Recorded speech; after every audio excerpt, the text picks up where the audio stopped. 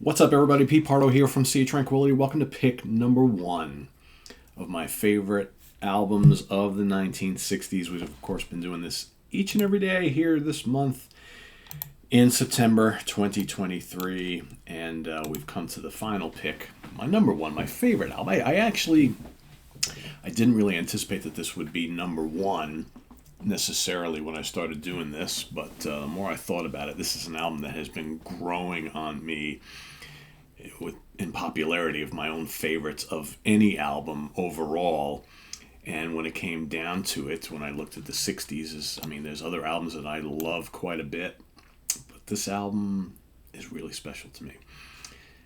It's the debut album from an American band released April 28th, 1969. Produced by James William Guercio for Columbia CBS Records, Chicago Transit Authority. Many of you picked it. I've been watching in the comments. Many of you predicted that this would be my number one. You might be saying, well, God, Pete, how does it come in at number one over Zeppelin 2 and Are You Experienced and In the Court of Crimson King and Sticky Fingers and all that? Well, I'm going to tell you. First of all, Peter Cetera, bass, lead and backing vocals. Terry Kath, guitars, lead and backing vocals. Robert Lamb, keyboards, lead and backing vocals. Lee Lugain, trumpet, backing vocals. James Pankow, trombone, cowbell. Walter Parazater, saxophone, tambourine, backing vocals. And Danny Serafin on drums and percussion. This is a double album. It's one of the great double albums of all time. Chicago at this point in time. If you're watching this episode and you're thinking, oh, God, Chicago, all those sappy ballads and stuff, well, then you haven't really listened to Chicago, because the best Chicago is early Chicago. This album, all the way up through the end of the 70s, top-notch blend of rock and jazz and blues and fusion and prog and pop. These guys did it all with some of the greatest guitar work you will ever hear from the late, great Terry Kath. Got three vocalists, all very distinct vocalists. You got great horns, great keyboards. The bass playing is off the charts. Everything about this band early on is so good. You got, starts it all off with Introduction, which is just a great rock song with driving horns. You got the great pop hit, Does Anybody Know What Time It Is? You got another great pop song in Beginnings. The vocal harmonies, the melodies, just so good. Side 2, Questions 67 and 68, great rocker, more great horns, great guitar work from Terry Kath. Listen, good driving rock song with a blues element. Poem 58, so good. Again, more scorching guitars. There's so much guitar on this album. If you want to hear savage, bluesy rock, jazz-inflected soloing, man, Terry Kath is the guy for you. Over on side 3, speaking of guitar, you got Terry Kath's Freeform guitar, which is just basically a couple of minutes worth of crazy whammy bar, Stratocaster whammy bar stuff. Just crazy. South California Purples. Scorching heavy blues rock. So good. The guitar work on Poem 58 and South California Purples is worth the price of admission.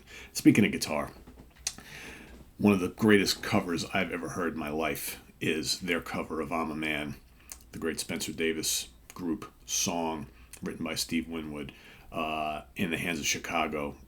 It's even greater in my opinion. And as great as the studio version of I'm a Man is, it rocks, it's funky, it's high energy. If you go check out on YouTube, they played a scorching live version of this at I'm drawing a blank. Tanglewood, 1970.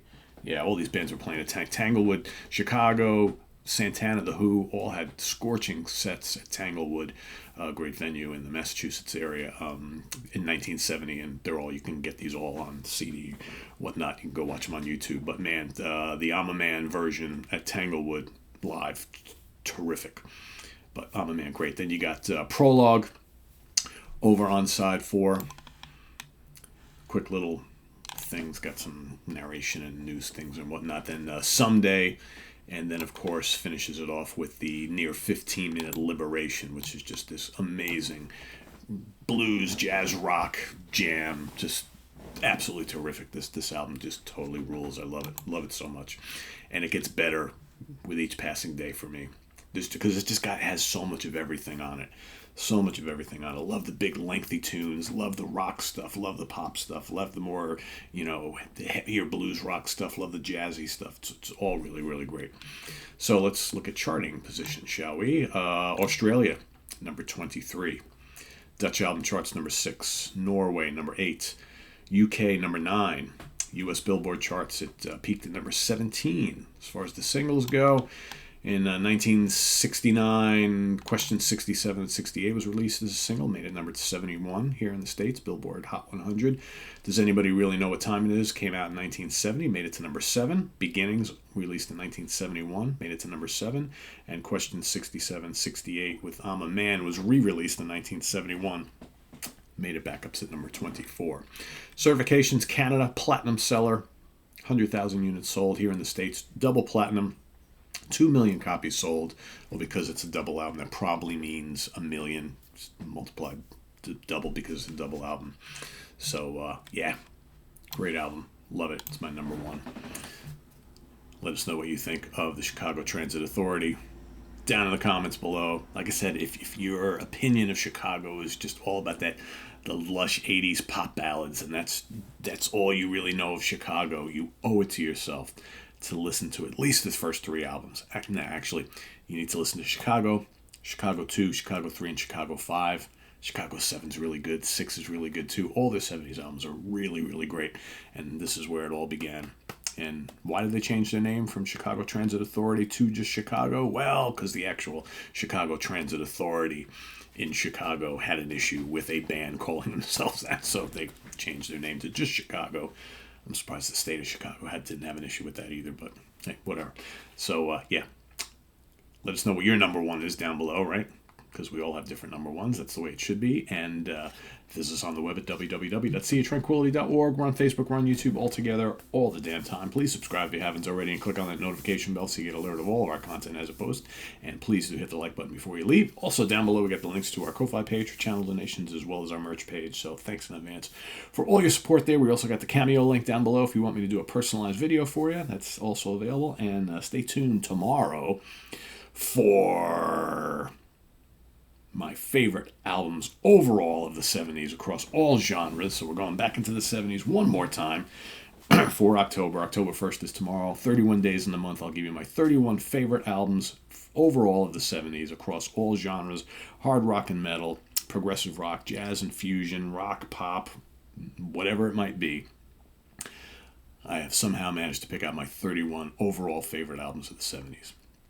So we're going to combine Southern rock as well, all that stuff, everything. It's all up for grabs. So kind of like what we did here for the 60s. I picked my overall favorite albums of the 60s. We're doing that for the 70s now. We've done all the individual stuff. Now we're going to pick overall. It was pretty difficult.